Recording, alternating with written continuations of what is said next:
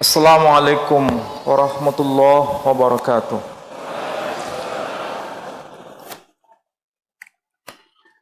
Alhamdulillahi rabbil alamin. Alhamdulillahilladzi arsala rasulahu bil huda wa dinil haqq liyudhhirahu 'alad dini kullih wa kafaa billahi shahida. Ashhadu an la ilaha illallah wahdahu la syarika lah wa ashhadu anna Muhammadan abduhu wa rasuluh la nabiyya ba'dah. Qala Allah ta'ala fil Qur'anil aziz, a'udzu billahi minasy syaithanir rajim. Bismillahirrahmanirrahim. Alif Lam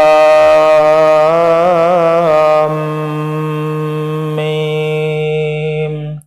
Dzalikal kitabu la raiba fihi hudal lil muttaqin. Shadaqallahul azim.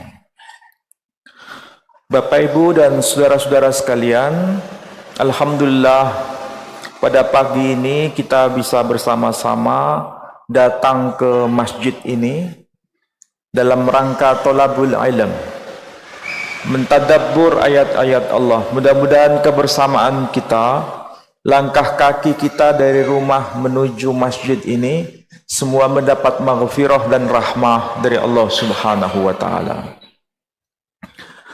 Bapak Ibu, saudara-saudara sekalian, agama tidak bisa dipisahkan dari kitab suci. Jadi kalau disebut agama, pasti mengenal kitab suci. Itulah sebabnya negara kita menyebutkan ada 6 agama resmi yang diakui pemerintah sebagai identitas agama, karena mereka bisa menghadirkan kitab suci masing-masing. Ada agama Islam, ada Hindu, ada Buddha, ada Katolik, ada Kristen, dan ada Konghucu. Jadi Konghucu diakui sebagai agama di Indonesia karena bisa menghadirkan kitab sucinya. Kitab sucinya kalau umat Islam disebut Quran. Kitab sucinya saudara kita umat Hindu disebut Weda. Ada Rigveda, Yajurveda, Samaveda, Atharvaveda. Sampai ngerti ini? Kak Ru, saya beritahu. Oh tak oneng ki. Oh buat naring metu lagi. Oh. Kalau Hindu ada disebut kitab Weda. Kalau Kristen ada disebut Bible atau Alkitab. Kalau Konghucu disebut kitabnya dengan nama Sushi. Bukan Mbak Susi itu, bukan, tapi Sushi. Jadi kesimpulannya, tidak ada agama yang tidak mengenal kitab suci. Itu rumus dunia, kata Bang Roma Irama. Jadi kalau disebut agama pasti ada kitab suci. Kalau tidak bisa menghadirkan kitab suci, cukup disebut sebagai aliran kepercayaan dan tidak masuk pada konteks departemen agama, tapi masuk dalam konteks departemen kebudayaan. Itu bedanya. Nah sekarang kalau kita bicara mengenai Islam, pasti ada kitab suci. Kitab suci kita ini yang disebut Al-Quran tidak muncul tiba-tiba, tetapi ada konteks. Kapan Quran diturunkan? Bagaimana para sahabat ketika menuliskan Quran? Bentuk hurufnya seperti apa? Bagaimana mereka cara membacanya? Kemudian bagaimana mereka mengajarkan kepada generasi-generasi berikutnya sampai ke zaman kita. Apakah Quran itu sampai hari ini ketika Quran itu ditulis di zaman Nabi, dapat kita akses, dapat kita lihat secara kasat mata. Nah, itu yang sedang kita bicarakan. Kalau panjenengan biasanya mengkaji kitab tafsir, baik kitab tafsir Jalalain ataupun kitab tafsir Ibnu Katsir ataupun kitab tafsir At-Tabari ataupun kitab tafsir tulisan Al-Imam Jalaluddin As-Suyuti yang tebal, yakni yang kitabnya berjudul Ad-Durrul Manthur fit Tafsir bil Ma'thur. Semua itu bicara mengenai asbabun nuzul, kemudian riwayat-riwayat hadis, kemudian athar-athar para sahabat. Saya kira itu sudah dijelaskan oleh guru-guru kita dan tidak saya ulangi lagi, karena kalau saya ulangi kembali, kata orang Surabaya, nguyai banyu segoro. Tahu? Benar yang Maduran apa yang Jawa? Kalau nguyai banyu segoro paham ya? Jadi sia-sia. Jadi saya mengambil space yang tidak dibicarakan. Itulah sebabnya hari ini panjenengan kalau lihat slide di situ itu ada tulisan yang aneh. Cuma tulisannya kurang besar ini. Layarnya kalau bisa beli yang lebih besar lagi. Ini kurang besar kan? Ya, kurang besar. Justru kalau lebih bagus pakai yang layar tancap itu. Nah, itu kelihatan besar. Ini kurang besar. Tapi dari kejauhan kelihatan ya. Ada tulisan aneh kan? Kira-kira itu apa? Hah? Tak oneng.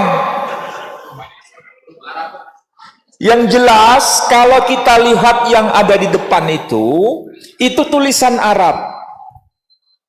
Tapi tulisan Arab ini membingungkan kita kalau kita belum akrab. Tulisan Arab ini tidak ada titik, baik titik 1, titik 2, titik 3. Tidak ada fathah, tidak ada kasrah, tidak ada dhammah, tidak ada tasdid, tidak ada sukun. Biasanya anak-anak kita yang di pondok itu biasa membaca tulisan Arab tanpa harokat. Betul enggak? Kalau tanpa harokat berarti tidak ada fathah, kasrah, dhammah. Misalnya kalau ada tulisan alif, kaf, ta, ba, anak-anak kita pasti bisa baca. Itu bisa dibaca uktub, bisa dibaca aktubu. Kalau dibaca uktub berarti tulislah. Tapi kalau dibaca aktubu berarti saya sedang menulis. Itu anak-anak pondok biasa baca kayak begitu. Tidak mungkin anak pondok membaca tulisan alif, kaf, ta, ba dibaca iktib atau dibaca aktab atau dibaca uktib, nggak mungkin. Kenapa? Mereka tahu nahwu sorofnya. Hanya ada dua alternatif, bisa dibaca uktub atau dibaca aktub. Itu anak pondok. Tidak ada fathah, kasrah, dhammah, mereka bisa baca. Tetapi tulisan kayak begitu yang di pondok itu disebut Arab gundul. Ya kan? Biasa dengar istilah itu, Arab gundul. Jadi kalau kita sebut Arab gundul, bayangan kita itu tulisan Arab, ada titiknya, tapi tidak ada fathah, kasrah, dhammah. Itu disebut Arab gundul. Nah, sekarang ini ada tulisan Arab, tidak ada fathah, kasrah, dhammah, tidak ada titik 1, titik 2, titik 3. Lah ini Arab apa? Ini bukan Arab gundul, ini Arab buta. Tahu Arab buta? Fathah, kasrah, dhammah tidak ada, titik 1, titik 2, titik 3 tidak ada semua.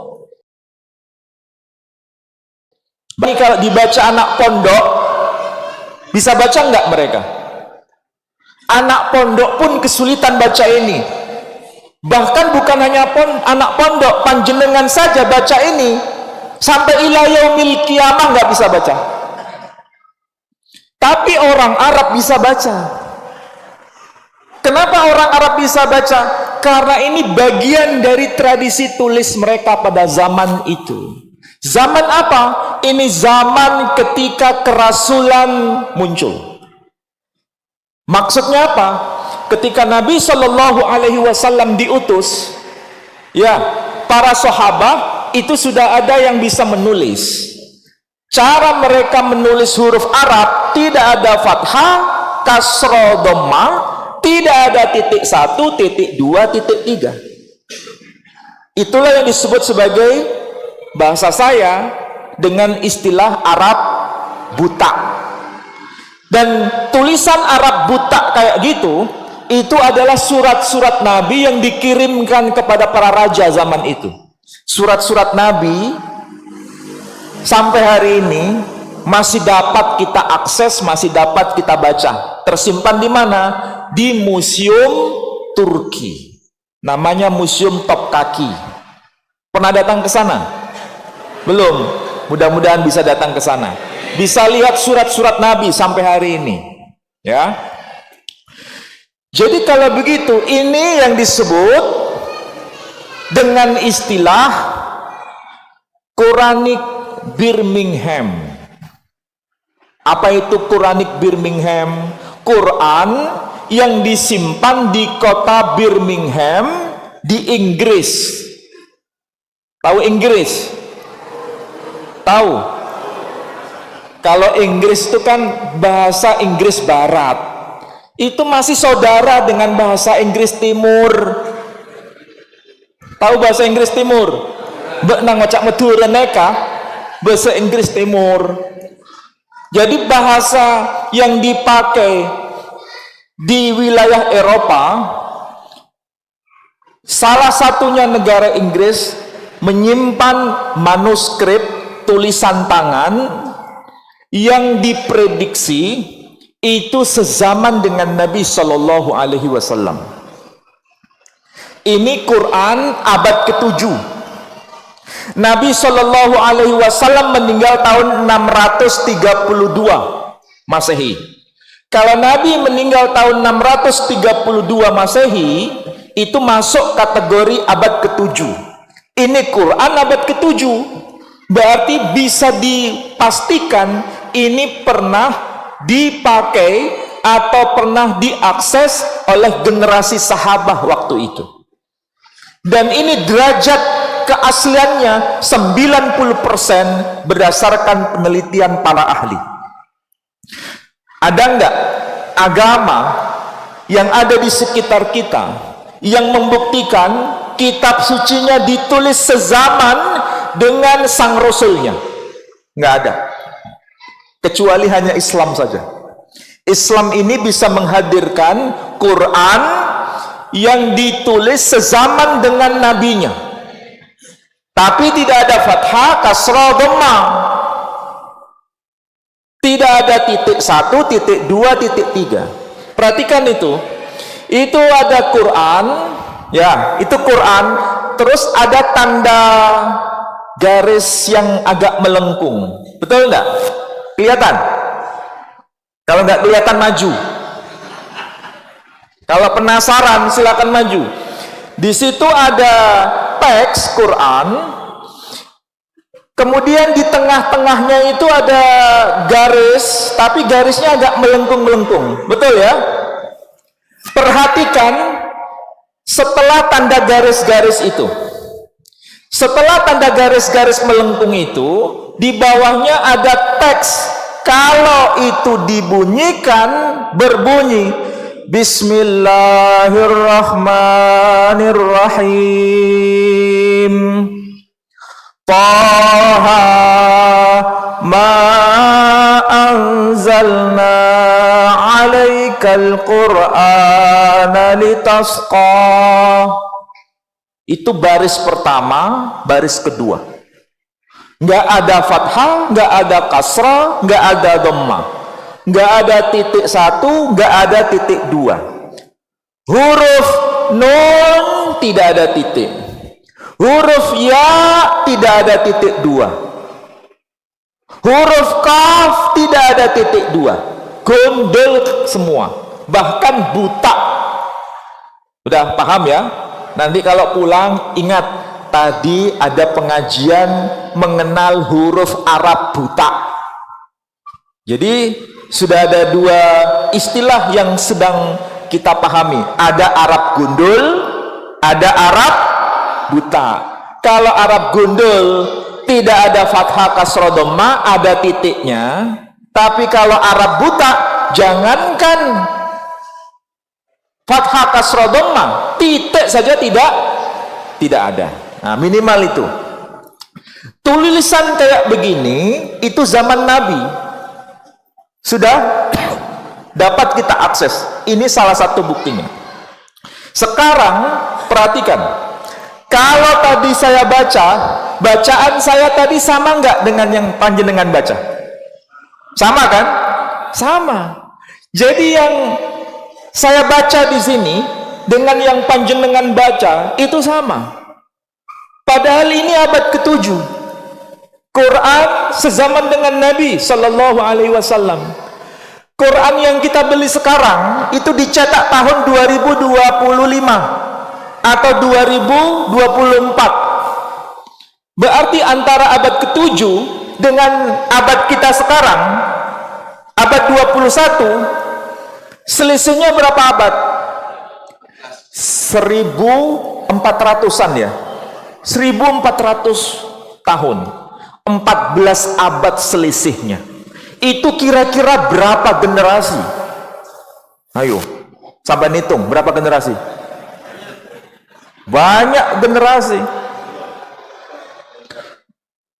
Ini bukan masa yang singkat, ini masa yang sangat panjang. Tetapi apa yang kita baca hari ini sesuai dengan yang dibaca oleh zaman Nabi Sallallahu Alaihi Wasallam. Yang beda apanya? Bentuk tulisan. Supaya paham begini, panjenengan yang seusia dengan saya, kalau edisi tahun 70-an, ya, saudara-saudara yang lahir tahun edisi 70-an, itu kan masih ingat guru-guru kita mengajarkan tulisan Latin, ya kan? Kalau tulisan Latin itu kan disambung-sambung. Dan biasanya hurufnya itu miring ke kanan, betul nggak? Nah, itu zaman edisi kita. Tapi kalau edisi Gen Z, tahu edisi Gen Z? Anak-anak sekarang sudah nggak mengenal tulisan itu lagi. Mereka mengenalnya huruf tegak sendiri-sendiri yang disebut huruf balok, betul? Ya, huruf gegrek tidak disambung-sambung, itu yang disebut huruf balok kalau istilah saya. Mereka sudah tidak mengenal huruf Latin lagi. Tapi kalau seandainya kita nulis kemudian dibaca dan dialihkan dengan huruf balok seperti anak muda sekarang, kira-kira kalau dibaca sama atau beda? Sama, hanya bentuk hurufnya yang beda. Tapi kalau dibaca sama. Ini salah satu bukti bahwa huruf itu berkembang, tetapi bacaan tidak boleh diubah, karena Nabi Shallallahu Alaihi Wasallam mengajarkan kayak begitu. Dan yang menjadi pertanyaan kita semua, Quran zaman Nabi Shallallahu Alaihi Wasallam kayak begitu, ya, itu ada surah yang namanya surah Toha. Surah Toha. Sebelum surah Toha itu adalah surah apa? Surah apa? Maryam. Dan memang betul, sebelum surah Toha itu surah Maryam. Kalau surah Toha itu urutan surah ke-20. Kalau surah Maryam urutan surah ke-19. Quran yang kita baca sekarang, surah Toha urutan 20, surah Maryam urutan ke-19, persis seperti yang tertulis di manuskrip tulisan tangan zaman Nabi Shallallahu Alaihi Wasallam. Berarti urutan surah sama, urutan ayat sama, urutan kata demi kata sama. mulai dari Al-Fatihah sampai surah An-Nas sama. Inilah yang disebut keaslian Quran masih terjaga sampai hari ini. Seandainya ini tulisan tangan hilang, entah karena terbakar, entah karena kondisi alam kemudian tidak ditemukan, maka kita kesulitan untuk mengatakan mana aslinya Quran zaman kerasulan. Kita nggak ada hujah. Tapi dengan temuan ini membuktikan bahwa Quran sejak zaman Nabi diutus sampai hari ini, semua Quran itu tidak ada perubahan. Tidak ada perubahan. Dan Nabi mengizinkan cara membaca Quran itu tidak satu dialek. Tahu maksudnya? Membaca Quran tidak satu dialek, tapi ada beberapa dialek yang disebut dengan istilah qiraah sab'ah. Jadi cara membaca diizinkan bukan hanya satu dialek, tapi beberapa dialek. Kenapa bisa begitu? Karena orang Arab itu bukan satu suku. Orang Arab itu banyak suku. Bahasanya sama, tapi dialeknya berbeda. Pada baby reng Madura. Cara ngomongnya orang Pamekasan dengan cara ngomongnya orang Sumeneb sama atau beda? Beda. Tapi yang dimaksud sama atau beda? Sama. Itulah yang disebut dialek. Sambil contoh yang bahasa Jawa saja. Bahasa Jawa itu sukunya Jawa, tapi dialeknya macam-macam. Ada yang menyebut jongkas, ada yang menyebut jongkat. Tahu jongkat? Sisir. Jadi kalau orang Tulungagung, ya, orang Magetan, ada yang menyebut jongkat itu kalau Kediri, ada yang menyebut jongkas, ada yang menyebut coklat, ada yang menyebut soklat. Betul enggak? Kalau soklat dengan coklat, bendanya sama atau beda? Sama, tapi dialeknya berbeda. Nah, orang Arab juga begitu, sama. Makanya kita kalau biasa baca, apa itu? Membacanya. Misal begini. Bismillahirrahmanirrahim. Kira-kira saya baca surah apa itu? Yang surah urutan yang akhir-akhir saja. Saya baca surah Wadduha misalnya. Ini karena pagi ya. Bismillahirrahmanirrahim. Wadduha wallaili idza saja ma wadda'aka rabbuka wa ma qala. Ini yang disebut qiraah hafiz yang biasa kita baca. Kalau di Maroko agak beda. Di Maroko itu bukan qiraah hafiz. Waktu saya di sono bacanya nggak begitu, tapi bacanya apa? Bismillahirrahmanirrahim. Wadduha wallaili idza saja ma wadda'aka rabbuka wa ma qala walal akhiratu khairul laka minal ula. Kalau jenengan nggak begitu kan bacanya. Nah, itu qiraah hafiz. Ada lagi yang disebut qiraah al-laits. Bagaimana cara membacanya? Begini. Bismillahirrahmanirrahim. Wadduhi wallaili idza saja ma wadda'aka rabbuka wa ma qala. Ya kan? Ini cara baca qiraah al-laits. Kalau panjenengan bacanya beda lagi. Misalnya surah yang biasa dibaca itu idza jaa nasrullahi wal fath. Idza jaa.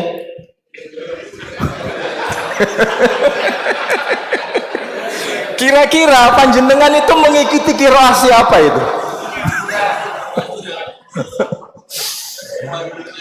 Jadi Quran itu diizinkan untuk dibaca dengan cara lahjah yang beragam. Itulah yang disebut qiraah sab'ah. Bayangkan ya, saya kasih informasi, panjenengan tuh pasti kaget. Yang biasa kita dengar Quran itu juznya berapa?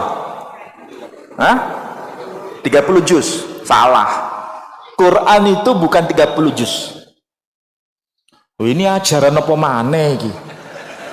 Ini bukan ajaran baru, ini benar. Quran itu, kalau saya ngomong kepada non-muslim, saya katakan, Quran itu bukan 30 juz. Apa enggak salah kamu? Saya digitukan malahan. Bukankah yang selama ini yang dipakai umat Islam itu 30 juz? Iya, yang biasa dipakai, yang ada di sekitar kita. Tapi sebenarnya Quran itu bukan 30 juz. Quran itu lebih dari 30 juz. Wis, sampai mikir, kira-kira kemana ini arahnya? Nah, saya kasih contoh. Quran yang 30 juz yang kita baca itu, mulai dari surah Al-Fatihah, ya, sampai surah An-Nas yang 30 juz, itu baru satu qiraah. Kalau satu qiraah 30 juz, nah 30 juz begini, ya, itu satu qiraah yang biasa kita baca 30 juz. Sedangkan yang dihafal oleh para hafiz internasional itu bukan 30 juz. Kalau 30 juz satu qiraah, sedangkan ada 7 qiraah, berarti 30 kali 7, berarti berapa? 210 juz. Bayangkan 210 juz mereka hafal semua. Jadi kalau ada orang membaca Bismillahirrahmanirrahim wadduha wallaili idza saji, dengar begitu mereka langsung berkata ini qiraah al-laits. Langsung mereka tahu. Itulah Al-Quran. 210 juz. Itu juznya biasa atau luar biasa? Juznya tipis atau tebal? Sangat tebal. 210 juz itu sangat tebal. Kalau hanya satu mushaf, satu qiraah 30 juz. Kalau yang panjenengan hafal itu juz 30. Juz 30 itu hanya satu qiraah. Ya kan? Itu sudah menteng kelek. Apa itu menteng kelek? Oh, saya hafal juz 30. Padahal itu baru satu qiraah. Iya kan? Lu kok mati?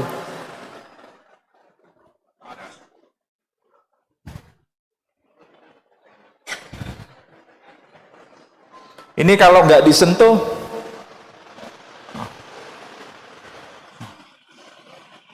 oke, sekarang perhatikan. Jadi kalau Quran itu 30 juz, itu satu qiraah. Kalau 7 qiraah, tinggal dikalikan. Itulah yang dihafal oleh para sahabat dan kita warisi sampai hari ini. Bayangkan, kalau yang ada di sini, kebanyakan Quran yang dihafal 30 juz atau lebih? Kebanyakan 30 juz. Padahal di luar negeri yang dihafal itu sampai 210 juz. Berarti ada nggak kitab suci yang bisa dihafal sampai segitu? Nggak ada, kecuali hanya Quran ini. Ini Quran, kira-kira ini edisi tahun berapa? Ya, kuno. Nanti saya panggil satu orang untuk membuktikan supaya saya tidak mengatakan ngibul. Ini Quran tidak ada fathah kasroh dhammah. Kalau jenengan biasa tahunya Quran ada fathah kasroh dhammah ketika dicetak kan? Ini Quran ya tidak ada fathah, tidak ada kasrah, tidak ada dhammah. Dicetak tahun berapa? 1927.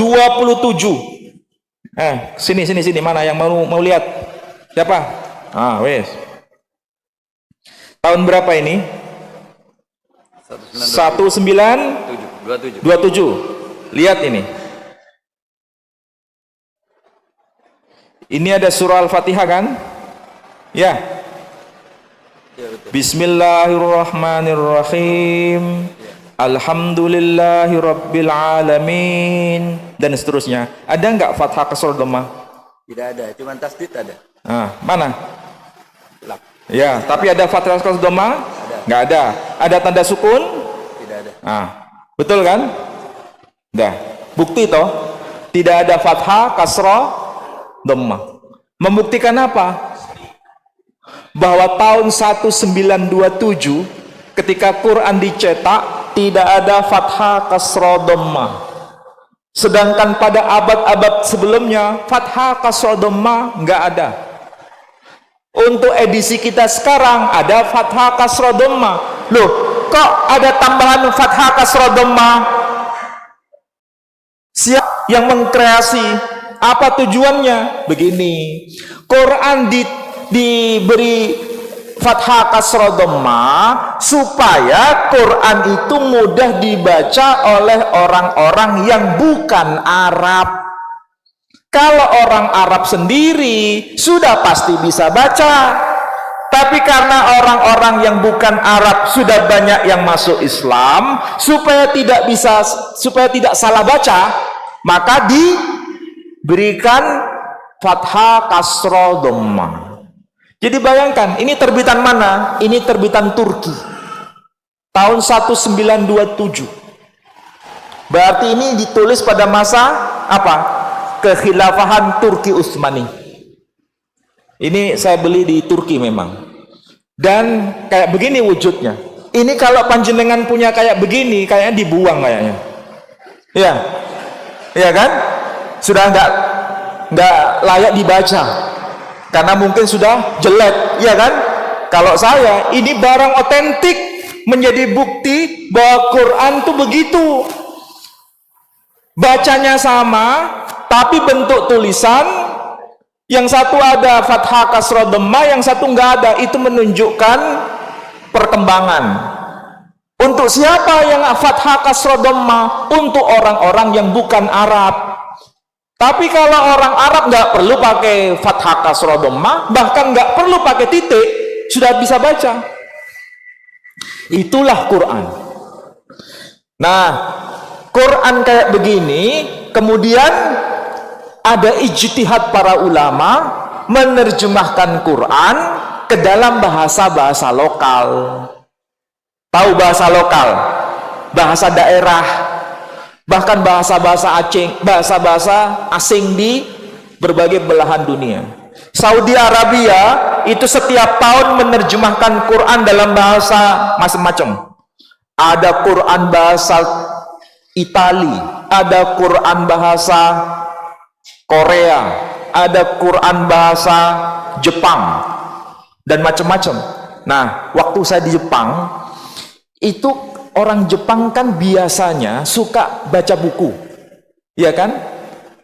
Kalau waktu saya di tramway naik kereta, orang-orang Jepang di dalam kereta itu nggak ada suara sama sekali.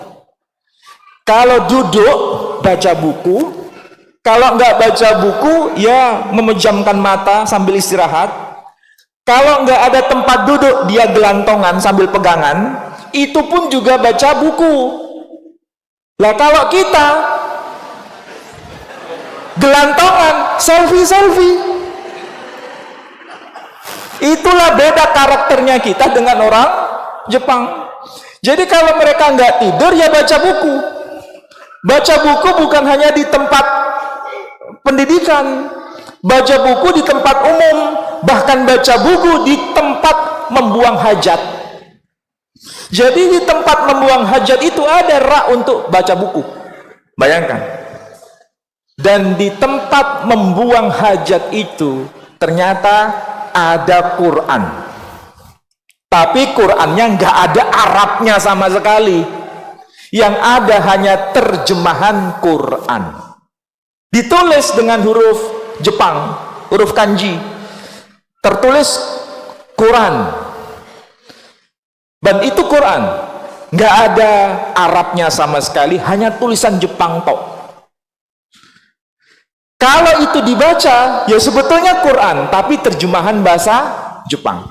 Dan di situ tidak ditulis nama Allah sama sekali, tapi diganti dengan istilah umum. Apa itu? Kami sama. Apa itu kami sama? Kami sama itu kalau bahasa Indonesia sama dengan Tuhan. Jadi nama Allah nggak dipakai di situ, dihilangkan. Loh, kenapa kok begitu?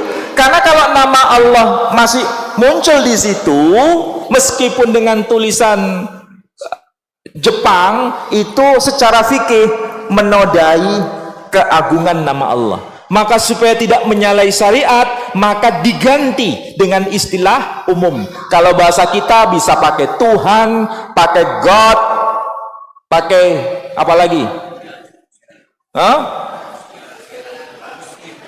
Bahasa-bahasa lokal tuh, orang-orang Madura pakai apa? Gusti Pangeran, istilah umum. Supaya apa? Tidak menyalahi. Maka orang Jepang dengan adanya Quran begitu, mereka berbondong-bondong masuk Islam gara-gara Quran terjemahan bahasa Jepang. Begitu cara ulama untuk menghadirkan Quran di tengah-tengah umat. Mereka punya strategi sesuai dengan ajaran Islam, tapi dakwah tetap berlanjut. Begitu juga ada Quran. Saya di rumah ada, cuma nggak saya bawa hari ini. Saya punya Quran, saya terjemah lagi dalam bahasa Madura. Oh, sampean punya? Oh, aku duit, sampean nggak punya. Quran saya terjemah lagi dalam bahasa Madura. Itu Quran ya. Dan tahun 1992 itu bukan Quran yang diterjemahkan, tapi Alkitab saya terjemah lagi dalam bahasa Madura. Tahu Alkitab? Alkitab itu kitabnya kaum Kristiani, disebut Alkitab. Aslinya itu Alkitab. Orang Madura nggak mengatakan Alkitab, tapi Alkitab. Makanya ketika ayat bahasa Indonesianya berbunyi begini, lihat dia domba Allah, lihatlah dia domba Allah. Bahasa Maduranya menarik itu, tengku jua ambi na Allah. Ya, orang Madura kan mengatakan ambi, ya, ambi na Allah, domba Allah. Dan di situ bukan ditulis Yesus Kristus, tapi ditulis Isa Al-Masih. Ditulis Isa Al-Masih. Nah, ini strategi. Jadi kita Muslim menerjemahkan Quran dalam bahasa daerah, yang non Muslim juga menerjemahkan kitabnya dalam bahasa daerah, berlomba-lomba. Kalau bahasa kita ini fastabiqul khairat, berlomba-lomba. Dan ini di mana-mana begitu. Di Eropa juga begitu. Di Indonesia juga begitu. Makanya kita sebagai Muslim jangan sekedar yang namanya mencari hadiah. Membaca Quran jangan sekedar mencari hadiah, tapi membaca Quran tujuannya mencari hidayah. Sebagian besar kita ini ketika membaca Quran mencari hadiah atau mencari hidayah? Ayo ngaku. Biasanya kalau membuka Quran bulan Ramadan, yang dikejar apanya? Pahala. Kalau yang dikejar pahala itu namanya mencari hadiah. Apakah itu salah? Itu enggak salah, tapi itu baru preambul, baru buka keber. Tahu buka keber? Baru buka dasar itu. Itu bukan tujuan, itu baru pengantar. Jadi mencari hadiah itu baru pengantar. Ibaratnya itu membaca kalimat itu baru koma, belum titik. Sementara sebagian besar kita, lingkungan kita ini kebanyakan mencari hadiah. Padahal tujuan Quran diturunkan apa? Bismillahirrahmanirrahim. Syahrul Ramadan alladzi unzila fihi al-Qur'an hudan lin-nasi wa bayyinatin minal huda wal furqan. Jadi tujuan Quran itu sebagai hudan. Apa itu hudan? Petunjuk. Kalau petunjuk sampean mengerti, itu jadi petunjuk. Sampai baca Quran bahasa Arab nggak ngerti bahasa Arab, apakah bisa jadi petunjuk? Nggak bisa. Maka perlu memahami dalam bahasa yang panjenengan pahami. Itulah sebabnya ada Quran dalam bahasa Madura. Makanya kalau panjenengan mengaku sebagai Madura, wajib punya Quran bahasa Madura. Ya, mosok kalah be aku duduk wong Madura. Punya Quran bahasa Madura. Jangan kalah. Mosok kita ini kalah dengan non-muslim. Non-muslim punya kitab suci dalam bahasa Madura. Sampean muslim nggak punya Quran dalam bahasa Madura, ketinggalan kereta. Iya kan? Nah, itulah sebabnya kalau di Bangkalan ada gereja besar, itu kalau khutbah ya bahasa Madura. Membaca kitab suci bahasa Madura. Lah sampean ke masjid membaca Quran dalam bahasa Arab, ditakoni ngerti? Mbok garo. Iya kan? Itulah sebabnya kita ini besar, umatnya banyak, tapi keropos. Tahu maksudnya? Banyak, besar. Umat Islam terbesar di dunia itu Indonesia, tapi keropos. Kenapa? Nggak mengerti. Ditakoni, ini artinya apa? Nggak ngerti. Padahal kalau kita pelajari Quran, luar biasa. Ini yang terakhir. Saya beri contoh. Kalau yang tulisan yang sekarang, itu yang bawah. Ya, ada fathah, ada kasrah, ada dhamma. Ada titik 1, titik 2. Kalau yang zaman Nabi Shallallahu Alaihi Wasallam, itu tulisannya yang atas itu. Tapi kalau dibaca sama. Dibaca apa? Bismillahirrahmanirrahim. Huruf nun itu kayak huruf ra. Nggak ada titik. Sedangkan huruf ra itu kayak dal. Itu dulu. Tapi sekarang bentuknya berubah. Tapi kalau dibaca tetap sama. Oke? Ini contoh ya. Nah, ini baru bentuk tulisan. Nah, sekarang mukjizat Quran itu luar biasa. Itulah sebabnya tidak salah bila Allah berkata, "Inna nahnu nazzalna dzikra wa inna lahu lahafidun." Sesungguhnya kami yang menurunkan Quran dan kami juga yang menjaganya. Jadi yang menjaga Quran siapa? Allah sendiri. Salah satu cara Allah menjaga Quran bagaimana?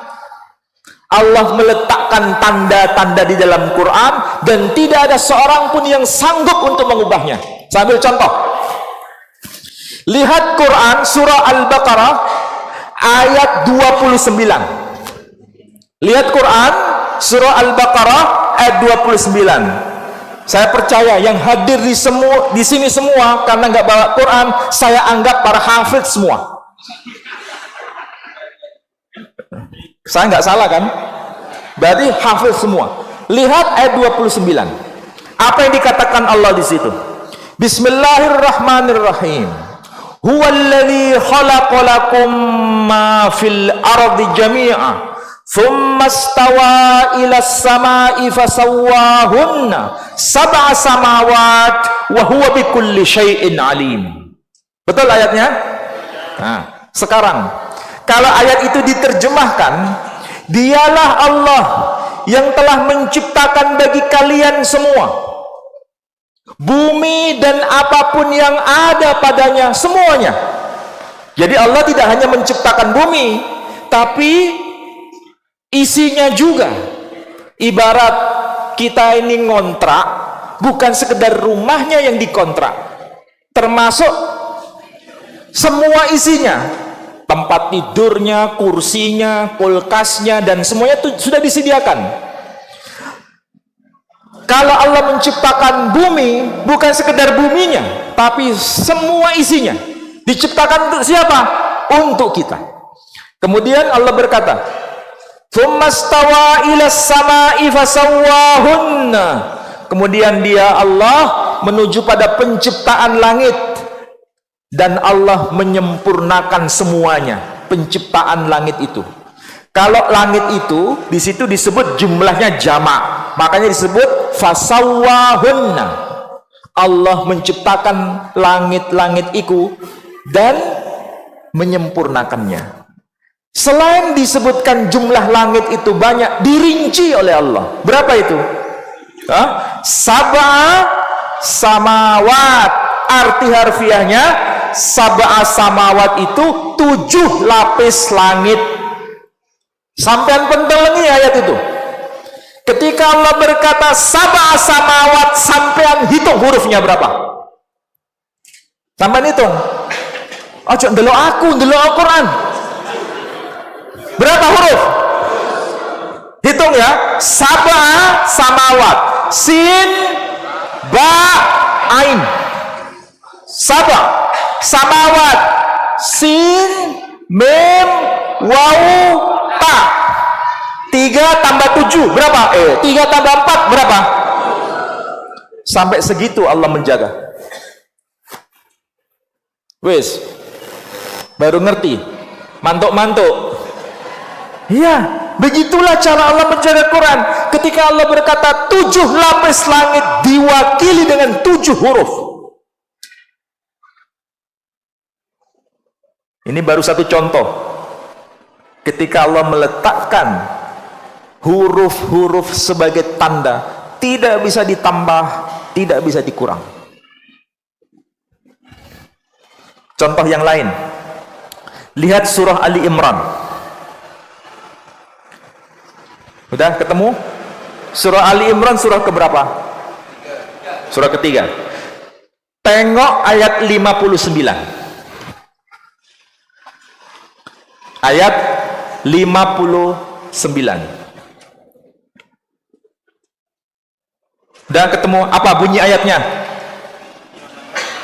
Bismillahirrahmanirrahim. Inna mathala Isa indallahi kamathali Adam, khalaqahu min turab, thumma qala lahu kun fayakun. Arti harfiahnya secara global, sesungguhnya penciptaan Isa di sisi Allah itu sama dengan penciptaan Adam. Cukup Allah berkata kun fayakun, dan itu diciptakan dari tanah. Allah cukup berkata kun fayakun, jadi maka jadilah. Itu intinya. Nah, sekarang sampean harus jeli ketika berinteraksi dengan Quran. Kata demi kata itu akan bicara kepada kita. Huruf demi huruf itu akan bicara kepada kita. Allah membandingkan berapa hamba di situ? Yang dibandingkan berapa orang? 2 orang. Itulah sebabnya Allah menggunakan kata masal, permisalan, itu 2 kali diulang. Seandainya, ini seandainya, ya, bukan berarti saya mengubah Quran, bukan. Seandainya ayat itu berbunyi begini, Bismillahirrahmanirrahim. Inna mathala Isa indallahi ka'adam, khalaqahu min turab, thumma qala lahu kun fayakun. Kalau aslinya ayatnya kamathali Adam. Tapi kalau seandainya ayat itu berbunyi ka'adam, maknanya berubah atau tidak? Duh, gak paham sampai. Kalau seandainya kata masal itu dihilangkan satu, disebut ka'adam, seperti Adam. Kira-kira ayat itu makna globalnya berubah enggak? Enggak berubah. Makna globalnya enggak berubah. Sama dengan bahasa Indonesia begini, saya membeli sebuah rumah. Kalau misalnya saya ganti, saya membeli rumah, maknanya beda atau enggak? Kata sebuah saya hilangkan, maknanya berbeda enggak? Sama. Tapi kenapa ayat itu kok mengulang kata masal 2 kali? Apa enggak cukup kata masal 1 kali saja? Toh maknanya sama. Tapi kenapa diulang 2 kali? Ayo, mikir enggak sampean? Selama ini kita kan enggak mikir toh? Enggak mikir kita ini. Ternyata di situ Allah sedang berhujjah kepada kita. Perhatikan itu kata demi kata. Kalau seandainya 1 kata itu hilang, padahal yang dibandingkan itu kan 2 orang.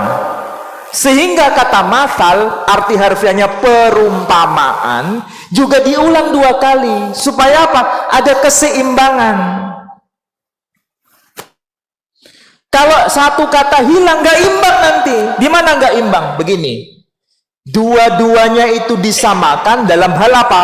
Penciptaan. Kata khalaqahu itu ada di tengah.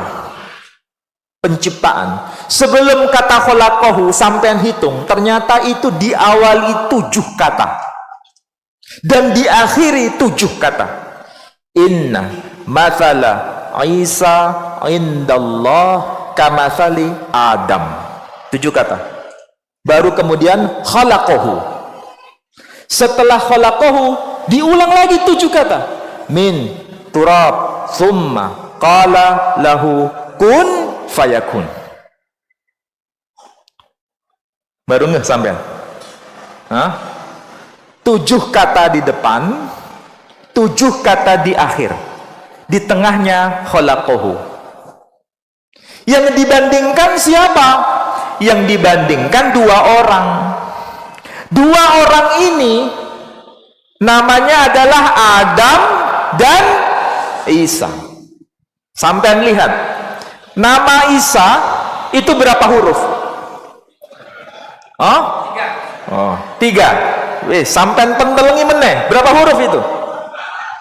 3. Bukan 3. Ain, ya, sin, alif bengkong. Tahu alif bengkong? Huruf ya tapi nggak ada titik. Berapa jumlahnya? 4. Adam 3. Berarti 4 tambah 3 berapa? 7. Sampai segitunya. Itu membuktikan bahwa Al-Quran itu dijaga huruf demi huruf. Nggak salah bila Nabi berkata, kalau kita membaca Quran, yang diberikan pahala itu bukan pahala membaca surah, bukan pahala membaca ayat, bukan pahala membaca kata, tapi pahala membaca huruf demi huruf. Karena Allah menjaga sampai pada huruf demi huruf. Wis, baru ngeh sekarang. Bersyukurlah kita sebagai muslim punya kitab suci kayak begini. Dijaga oleh Allah Subhanahu wa taala sampai hal-hal yang detail. Makanya Quran kalau dipalsu langsung ketahuan. Ditambah 1 huruf ketahuan. Dihilangkan 1 huruf ketahuan. Itu kalau bukan Allah sendiri yang jaga nggak mungkin. Itulah Quran. Nih, saya kasih contoh yang lebih aneh Quran tuh. Kalau lihat di situ ada angka-angka ya, nggak kelihatan dari jauh, nggak kelihatan ya.